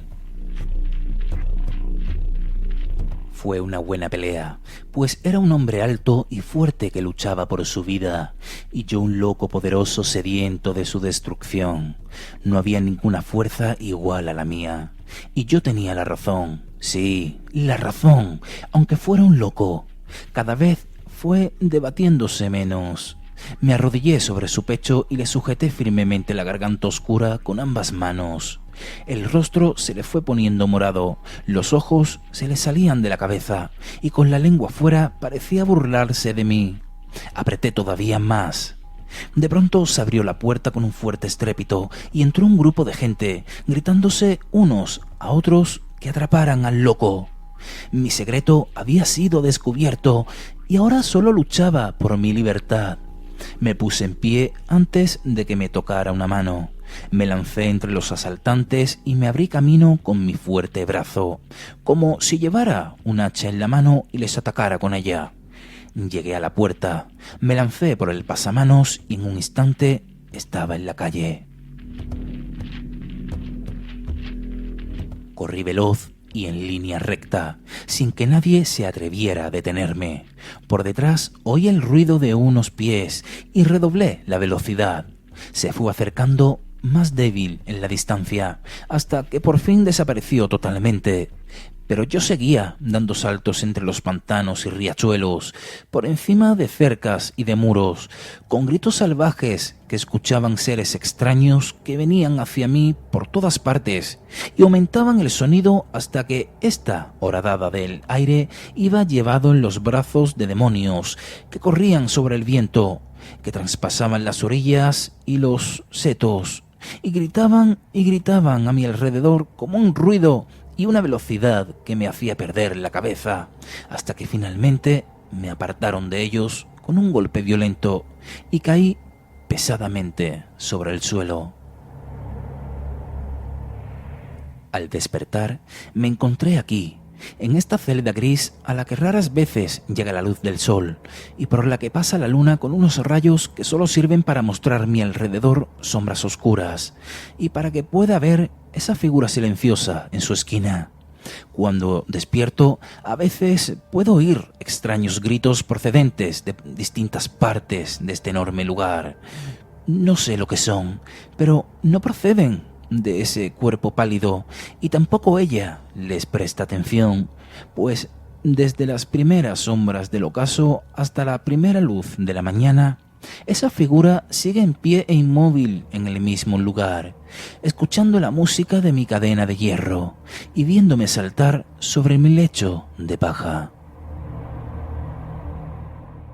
Adrián, un grande que ha escrito un relato grande. Un relato publicado dentro de la novela victoriana de 1837, Los papeles póstumos, el Club Pickwick, 1837. Ha llovido bastante desde que Charles Dickens escribió este relato y llama bastante la atención, ¿no? Toda la temática, probablemente este es uno de los cuentos de Charles Dickens más conocidos, ¿no? Aunque seguramente muchos de los oyentes no lo conocían, en el cual pues trata un tema bastante interesante, ¿no? La locura, Juan Carlos. Y lo hace desde un punto de vista, como hemos podido escuchar, muy original, ¿no? La de la certeza de ese protagonista, de que cree que con firmeza que la locura invade, ¿no? Todo su ser, todo su yo interno, por cierto, una locura heredada, ¿no? Por su abuelo, como hemos podido escuchar, y detallar, ¿no? Las pinceladas que Charles Dickens ofrece sobre lo paranormal, ¿no? y lo misterioso, que lo hemos podido escuchar en diversas partes de este extenso relato. Pero algunos datos sobre la locura, Juan Carlos, que a mí personalmente me llaman la atención, ¿no? La locura, según el diccionario, ¿no? Nos dice que es la privación del juicio o del uso de la razón, ¿no? Antiguamente pues se creía, ¿no?, que era una consecuencia de actos sobrenaturales o actos demoníacos, ¿no? También se pensaba que actuaba en el hombre como un castigo divino, ¿no?, por la culpa de los pecados, hasta donde llegaba, digamos, la creencia, ¿no? en el Renacimiento, por ejemplo, la locura pues surge como una nueva encarnación del mal, todo asociado a lo demoníaco, al diablo, al demonio, toda la locura, es algo sobrenatural, ¿no? Fíjate que ya en el siglo XVII se dominará a la locura a través del encierro, con el llamado hospital de los locos. Aquí es donde se reúnen a estas personas que difieren, ¿no?, de la sociedad, de lo que comúnmente se conocen o se conciben como personas cuerdas. Pero ya haciendo un poco de reflexión, compañero, contigo y con toda la audiencia, ¿no?, decir, ¿no?, ¿qué sería del mundo del arte, de la música, la pintura, de los descubrimientos, sin la locura? Juan Carlos, todos estos conceptos no se pueden crear a raíz de la razón, de la lógica, ¿no? La locura, la locura es el ingrediente principal, ¿no? Y es lo que en el fondo ninguno deberíamos perder.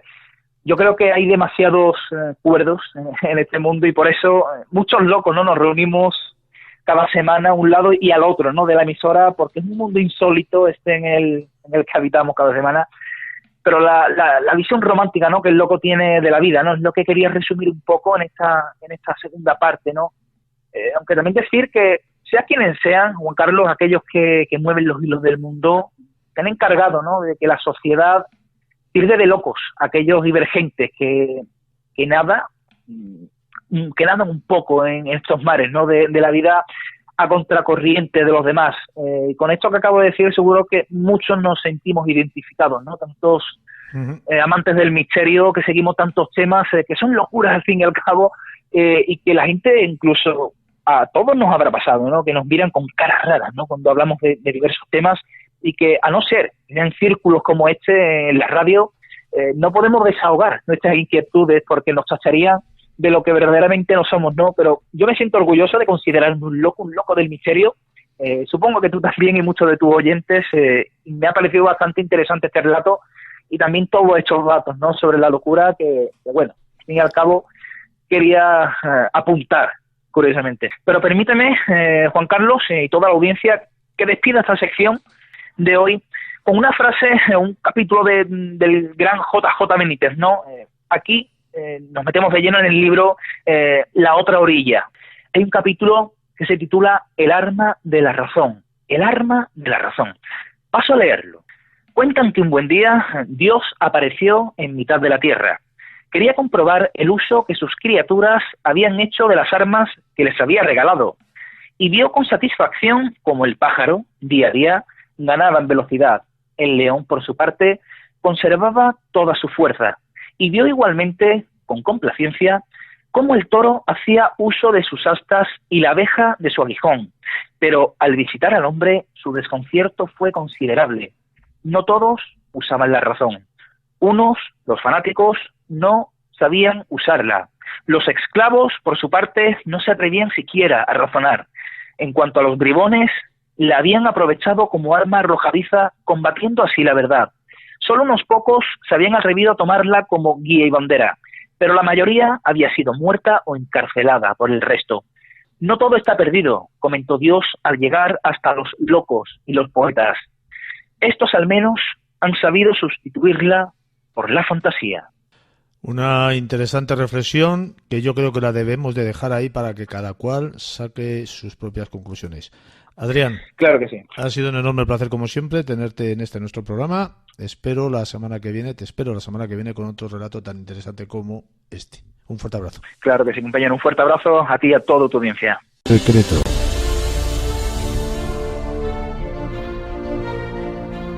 La iglesia románica de Santa María es un templo católico ubicado en la localidad de Huamba, provincia de Valladolid, aquí, en España. Los documentos existentes no determinan un origen ni fecha clara sobre su edificación, porque aunque se piensa que fue creado a lo largo del siglo XII, tiene un cabecero mozárabe del siglo X. Al norte de la iglesia, en el lugar donde estuvo el claustro del monasterio, se halla un gran patio. A él se abren varias dependencias como la capilla de Doña Urraca y la capilla del Osario. Es precisamente esta segunda capilla que le da al monumento el sobrenombre popular de la Iglesia de las Mil Almas. En el Osario se conservan más de 3.000 calaveras, dicen que de monjes y parte de sus esqueletos. En una de sus paredes puede leerse el siguiente epitafio: como te ves, yo me vi. Como me ves, te verás. Todo acaba en esto aquí. Piénsalo y no pecarás.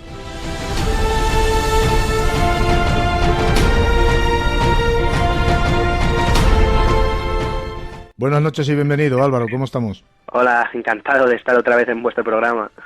Nuestro programa, que no se te olvide nunca, perdón, que esto es parte de todos. Un esfuerzo común. Es parte de todos, exacto. Un esfuerzo común y mutuo. Hoy vamos a hablar de un pueblo, de una iglesia que nos pilla muy cerquita aquí en Valladolid. Es muy conocida la iglesia de Santa María por la iglesia de las 1000 almas, Álvaro.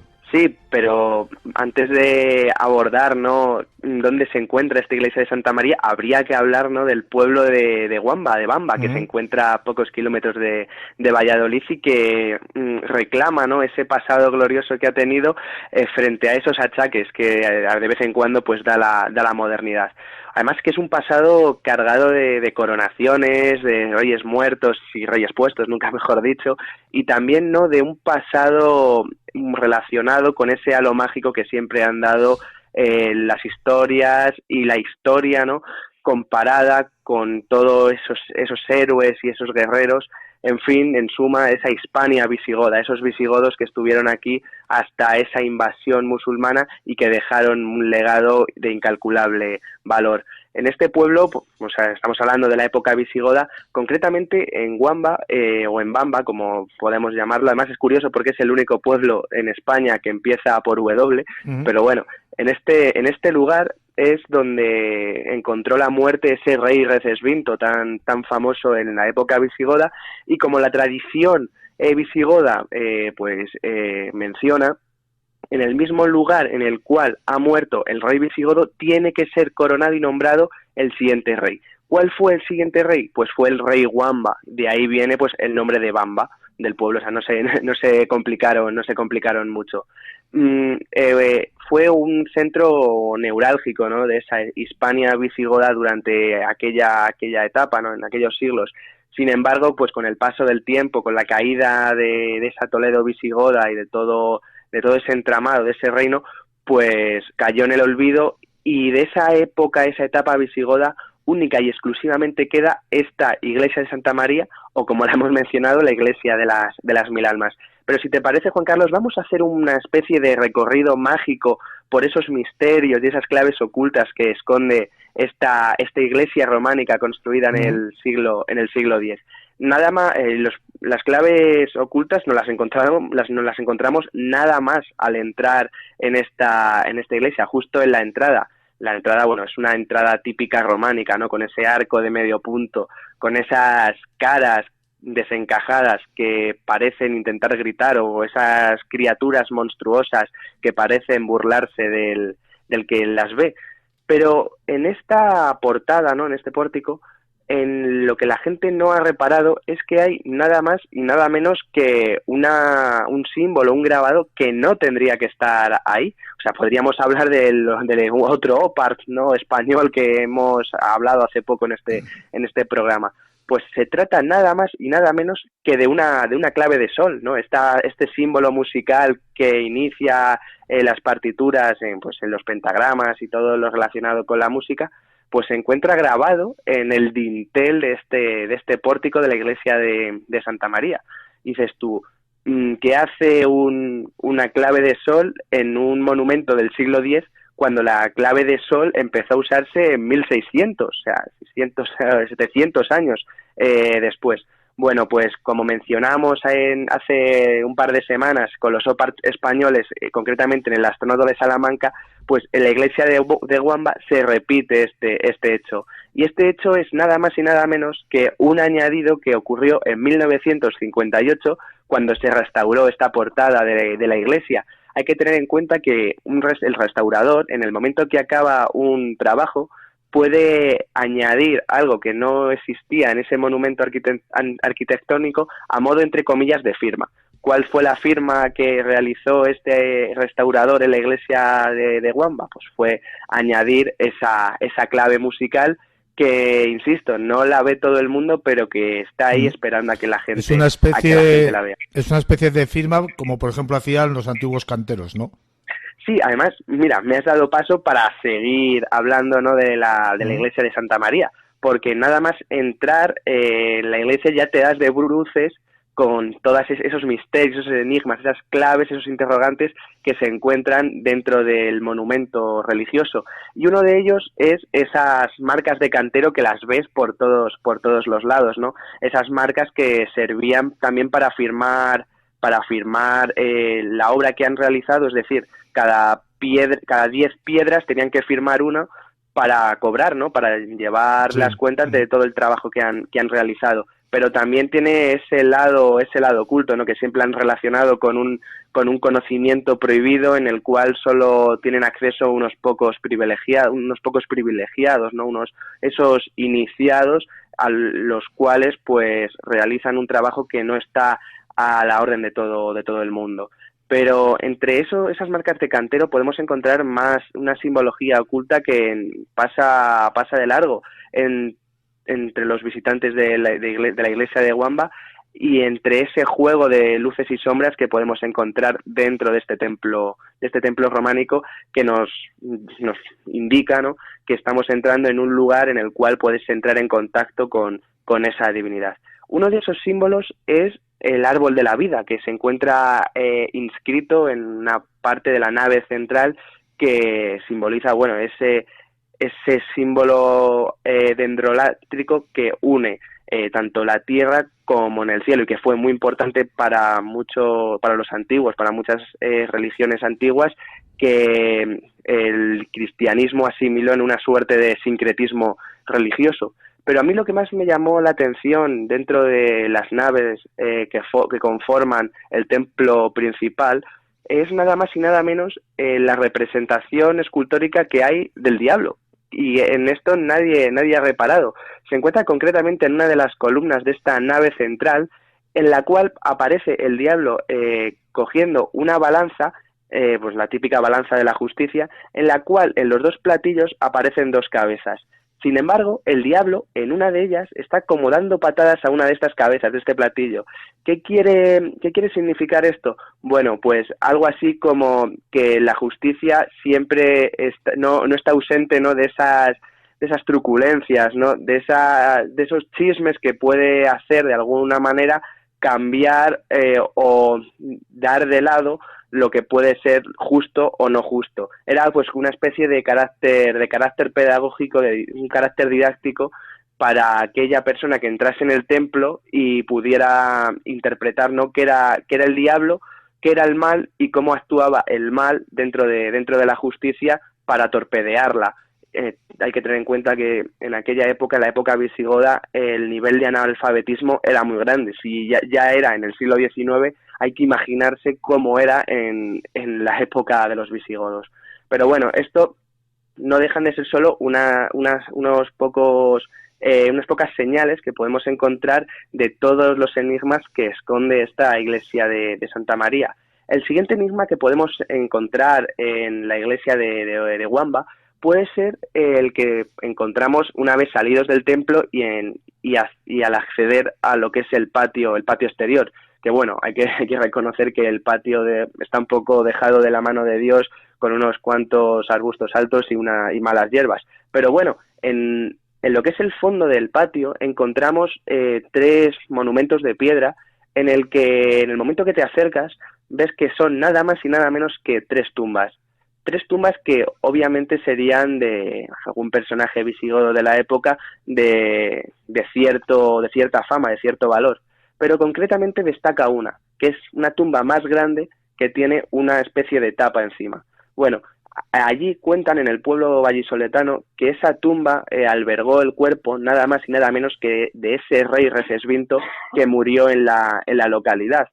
Y que estuvo en esa tumba pues durante X años, hasta que Alfonso X el Sabio decidió coger tanto el cuerpo de Wamba y el cuerpo de Recesvinto y se los llevó a la iglesia de Santa Leocadia, que se encuentra en Toledo, prácticamente enfrente de lo que es el Alcázar de Toledo, para situar un poco al oyente. Bueno, pues en este momento en el cual se traslada a Recesvinto, a Toledo, ya se pierde la pista en Wamba y también se perderá la pista de él en Toledo, porque las invasiones napoleónicas al ejército francés no le dio por otra que profanar la tumba del rey Wamba y el rey Recesvinto y descuajeringaron, nunca mejor dicho, lo que es esa tumba donde él se encontraba, y no pudo ser recuperada hasta finalizada la Guerra de la Independencia y trasladar ambos cuerpos a lo que hoy es la Catedral de Toledo, y donde actualmente se encuentran tanto el rey Wamba como el rey Recesvinto.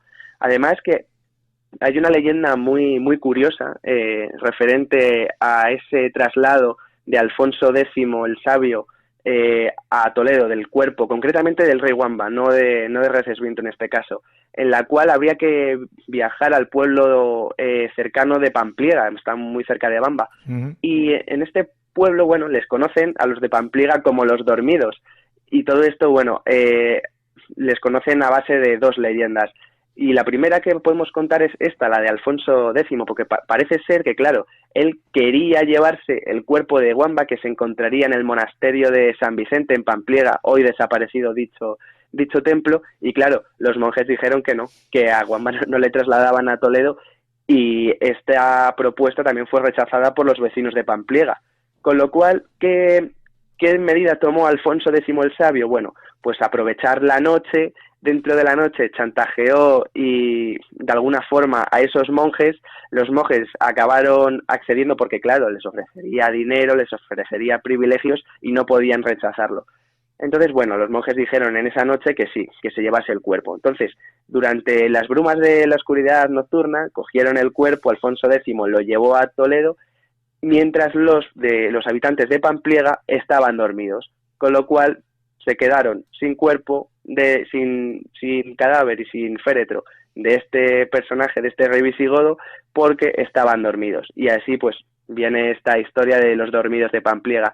Pero no solo viene aquí, sino que también hay otra rama, ¿no?, de esta leyenda, que dice que los llaman los dormidos de Pampliega porque el rey Wamba fue depuesto como rey en este lugar. Hay una historia muy curiosa porque el rey Wamba, en el momento que fue nombrado rey, él no quería serlo porque tenía una edad ya considerable para gobernar, para reinar. Y bueno, para no hacer ascos a la tradición visigoda de el heredero es el siguiente en la jerarquía, bueno, pues tuvo que coger el trono. Sin embargo, esta elección no tuvo que gustar mucho a Julián II, que era el arzobispo de Toledo. Entonces empezó a hacer ahí una especie de tejemanejes, ¿no?, de artimañas, lo que viene a ser una conspiración para destronar al rey Wamba. Entonces, ¿qué hizo? Bueno, pues se acercó a esta población vallisoletana, le narcotizó, se lo llevó a Pampliega y en Pampliega le disfrazó de fraile mientras estaba narcotizado. ¿Qué pasaba? Pues claro, que en la tradición visigoda, una persona que se ha vestido de hábitos religiosos, se ha vestido de fraile, en ese momento, como marca la tradición, como marca la ley, para de ser rey. Entonces, claro, le visten de fraile y en ese momento es depuesto y el trono pasa a cargo de Hervigio, el siguiente en la línea. Entonces, ¿por qué son conocidos los de Pampliega también como dormidos? Bueno, pues en base a esa leyenda, ¿no?, de que el rey Wamba fue destronado porque estaba dormido en esta localidad de Pampliega. Pero bueno, no deja de ser una leyenda muy, muy curiosa que tiene que ver con ese rey visigodo que tanta enjundia tiene en esta iglesia de Santa María, a la cual tenemos que volver para hablar del lugar más misterioso, más inhóspito que guarda, y por lo que supuestamente la llaman la iglesia de las 1000 almas. ¿Por qué? Bueno, pues es ese famoso osario que, en mi opinión, es uno de los lugares más siniestros y tétricos en los que he podido estar en esta piel de toro. ¿Por qué es tan tétrico? Bueno, porque este osario alberga nada más y nada menos que miles de esqueletos, de huesos y de calaveras que sorprenden y aterrorizan a todo visitante que entra en este lugar. No se sabe muy bien el por qué están aquí. En el pueblo dicen que realmente son los monjes que ha tenido la iglesia de Santa María. no tiene ningún sentido porque la iglesia de Santa María es muy pequeña y no ha podido albergar a miles de monjes en un breve lapso de tiempo. Entonces los tiros irán más por ser una especie de cementerio que había en la zona y que el camposanto fue desmontado y metieron los huesos en este osario de Wamba. Hay que tener en cuenta que dentro del osario no todos son de una misma edad y de un mismo sexo, sino que hay ancianos, hay mujeres, hay niños, con lo cual se tira por tierra esa teoría de que son monjes que habían estado enclaustrados en el templo religioso. También puede ser alguna epidemia, alguna enfermedad que asoló la población, diezmó la localidad de Wamba, y para no contagiar a la gente, pues los pudieron meter en ese osario. No está demostrado. Lo que sí se sabe es que antes había más huesos de los que hay ahora. ¿Y por qué se perdieron estos huesos? Bueno, pues porque en 1950 llegó el famoso profesor y doctor Gregorio Marañón a este pueblo, y con el fin de estudiar el osario metió 2 camiones enteros en el pueblo, un pueblecillo que es pequeñísimo, y parece ser que empezó a sacar huesos, los montó en el camión y se los llevó para Madrid para estudiarlos. Bueno, en este estudio él dictaminó que eran huesos de todas las edades y todos los sexos, en los cuales pues el lapso de los enterrados allí sería entre el siglo XIII y el siglo XVIII, con lo cual la gente, a medida que alguien fallecía, pues lo iban amontonando en este lugar. Bueno, el estudio arrojó luz a lo que ahí había en ese osario de Wamba, pero claro, quedó muy dañado porque entró como un elefante en la cacharrería en el pueblo Gregorio Marañón y lo dejó apenas asolado. Incluso en el pueblo a mí me comentaban que los más mayores, cuando eran pequeños, los huesos estaban desparramados por la iglesia e incluso ellos mismos jugaban al fútbol con las calaveras. O sea, era una cosa un poco tétrica, un poco siniestro, ¿no? Imaginárnoslo en la cabeza. Y claro, a raíz de esto, pues los vecinos dijeron, vamos a ordenar esto y vamos a darle una especie de imagen. Entonces empezaron a apilar los huesos con un orden marcado, que es el orden que hoy conocemos y que hoy podemos visitar en esta iglesia de Wamba. Una iglesia de Wamba que recomiendo encarecidamente a la gente que les guste no solo la historia visigoda, sino esa España mágica, porque ahí nos vamos a encontrar enigmas, nos vamos a encontrar claves ocultas y nos vamos a encontrar en lo que es ese sentimiento, ese legado real que tiene nuestro país y que no podemos olvidarlo en esos golpes, en esos achaques que da la globalización y que da el mundo moderno. Yo te invito a que la próxima vez que visites la iglesia de Santa María busques un mono, un reptil y un toro, entre otros animales que se pueden adivinar que hay entre sus muros y sus paredes. Álvaro, y hablando de Recesvinto, te invito a que en un próximo programa, cuando tú decidas y puedas, hablemos de la Basílica de San Juan de Baños, un monumento que conozco muy bien, de la historia de este rey, como unos baños que hay allí que hicieron una cultura antigua, dieron sanación a una enfermedad que padecía este rey y su caballo. Vale, emplazo a ello, porque además Recesvinto es una figura muy curiosa, ¿no? También muy contradictoria, y esos personajes contradictorios son luego los principales en la historia. Hay que tener en cuenta que Recesvinto realizó uno de los grandes cambios y reformas legislativas que hubo en Hispania, pero por otro lado hizo una persecución inconmensurable, por ejemplo, a la comunidad judía, que estaba muy arraigada, ¿no?, en el territorio que él gobernaba. Con lo cual es una figura que da mucho que hablar. Además, podemos también hablar de ese tesoro de Recesvinto que podemos encontrar en el Museo Arqueológico Nacional y que es de suma validez, y porque es una joya arqueológica que además se encontró por arte de magia, como si alguien hubiese decidido adentrarse en su secreto y te topas con lo enigmático cuando menos se lo esperaron, ¿no? Esos que lo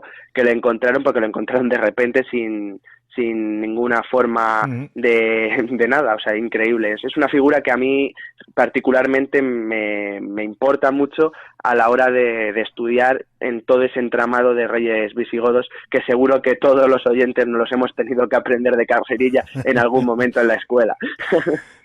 Álvaro Anula Polido, ha sido un enorme placer tenerte en este programa una vez más, y dentro de 15 días te espero con otro interesante tema. Un fuerte abrazo. Un fuerte abrazo, el placer es mío. Secreto. Llegado el final del programa, solo me queda que daros las gracias por vuestro tiempo, vuestra atención y vuestra compañía. En una semana, dentro de 7 días, volveremos con el universo secreto. Hasta entonces, tengan todos los mejores de los deseos para